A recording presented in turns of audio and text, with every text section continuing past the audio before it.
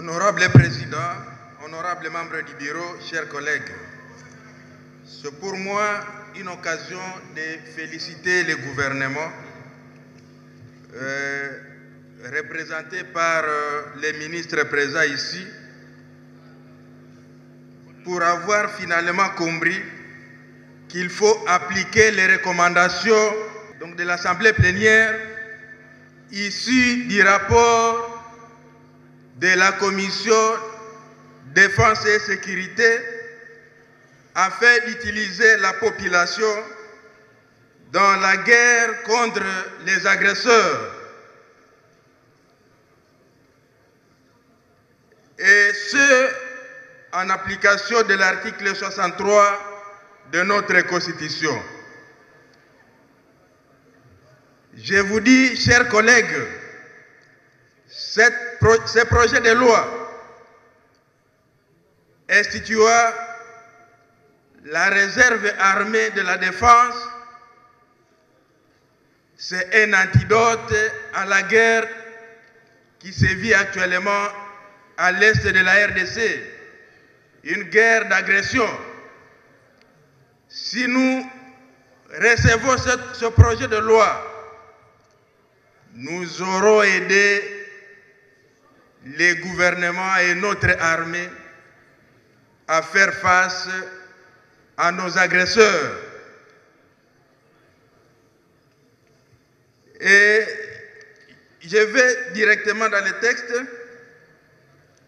à l'article 2, là où on a prévu les volontaires civils.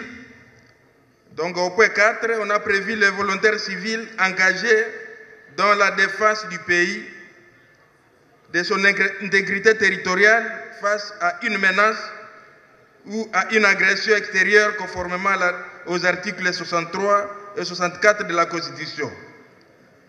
Mais ici, on n'a pas défini les modes de recrutement. Comment le recrutement va se faire? Dans la loi, nulle part, on n'a pas fait allusion au mode de recrutement.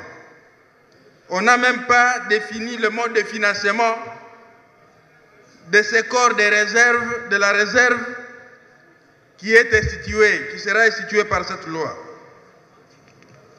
Et autre chose, je voudrais que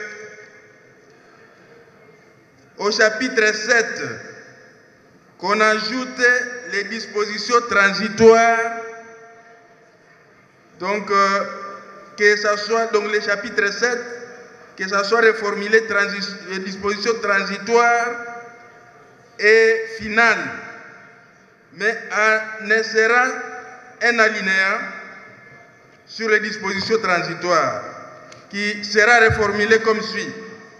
Collègues, est-ce que vous pouvez prendre cet amendement-là et le déposer auprès de nos amis qui vont travailler séance tenante sur le texte, donc la commission de la défense et la commission PAJ.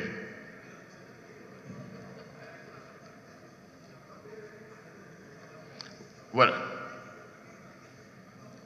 Merci beaucoup.